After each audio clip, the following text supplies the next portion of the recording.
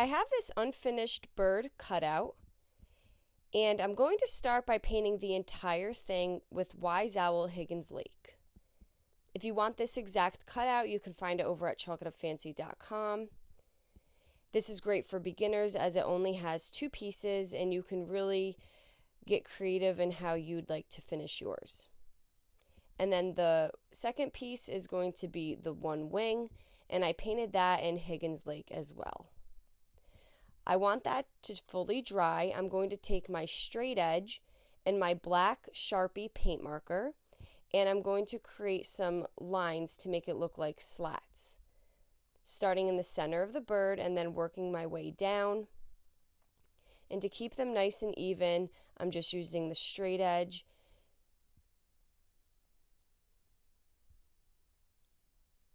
And I did that until the entire thing was covered. I'm then going to take a little bit of black paint on a foam dabber, and I'm just going to outline the edge of the wing with the black paint. This is just going to add some detail and give it a little more dimension. I also went around the bird cutout doing the same exact thing. You can get as detailed as you'd like with this. I'm going to kind of keep mine pretty simple. And then I'm going to add a little black to the feet. And then I'm going to also rub that same dabber around on the wing. You notice I haven't added more paint to it, so you do want this fairly dry. Now I can't help myself, this is nice and crisp, but I need to take a little bit of sandpaper and just sand it. You can skip this step if you prefer it to be nice and crisp looking. I do like mine to look a little more distressed. I'm then going to glue the wing onto the bird. I'm using stick fast glue to hold the wing down. I do recommend working with super glue when gluing the cutouts together.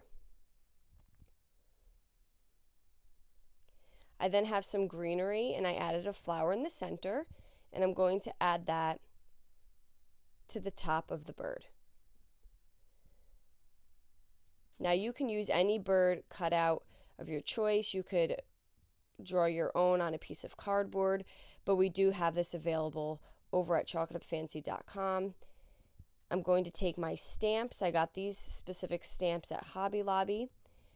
And around the bottom of the body, I'm going to put Home Tweet Home, starting with tweet and then filling in home at the end and in the front of tweet. So this is what we have so far.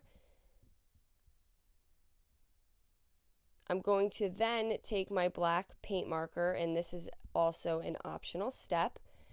And just to make those words a little darker, I'm going to trace over my stamp.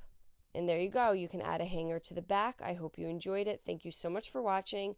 Paint products, tissue paper, transfers, mesh stencils, and our monthly subscription box can all be found at chalkitupfancy.com. Have a great day.